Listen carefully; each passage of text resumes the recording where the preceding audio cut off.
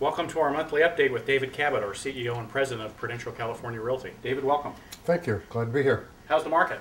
You know, it's a very good market. We've been kind of bumping along the bottom for about a year and a half, and we expect that to continue for the next year, maybe another year and a half. So it's a very good time to buy. Prices have not dropped any further in most markets, and in fact, they've stayed level.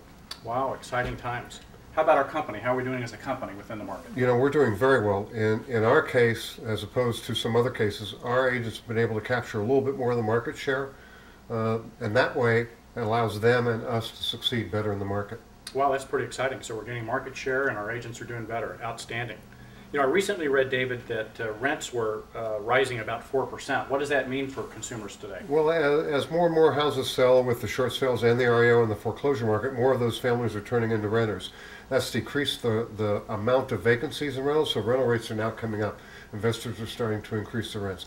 That makes buying a house in Southern California much more affordable than it was just a year ago. Wow, exciting times. You know, I just recently read, you know, the Mortgage Bankers Association said mortgage applications are up, pending sales are up across each of our markets, so it seems like things are maybe turning around a little bit. Yeah, that's accurate throughout Southern California, anyway from 3% up to 13% increase in pending sales in all of our markets. Wow, exciting times.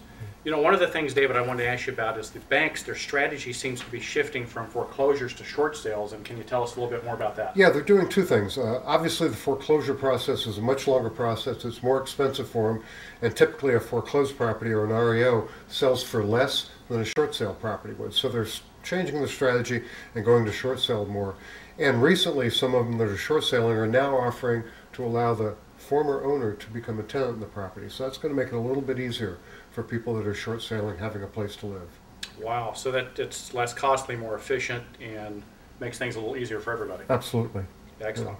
You know, one of the other things I recently read about was the higher conforming loan limit has been extended, and was wondering what you thought of that and how that could help. Well, that has a dramatic effect in a couple of markets, Washington, D.C. and California being the two biggest markets, because our average sales price is a little bit higher than other areas. So with that conforming loan limit being at a higher level, it allows buyers and sellers to find better mortgages at lower rates for their products. Oh, wow. Oh. Well, wrapping up here, what advice would you give our buyers in today's market? And then I'm going to ask you about sellers a little later, but for our buyers, what advice would you give them today? Buy now and buy often.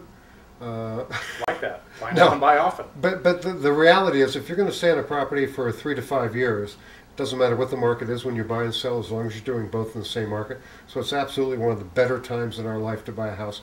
Mortgage rates are down, interest rates are down, the availability of product is increasing, meaning more houses on the market, and there are better prices than they've been in the last 5 years. Well, I guess that makes sense too, because we're seeing what some people call smart money. The investors are coming out. Are we seeing that? A little over 20% of all of our sales are investors buying properties all cash. Wow, that's quite a bit. So then sellers, what advice would you give sellers? Many of them are struggling today. Their properties may have been on the market longer than they thought. What would you tell our sellers today? Well, you know, the most difficult thing for the seller is to price their home realistically. And they have to rely on their agent to provide them comparable information about their neighborhood. But the closer they can get to the market value of their house, the more quickly the product will sell. Great. Well, thanks, David, for sharing this market update with us, and we'll look forward next month to another market update with David and the team. Thank you.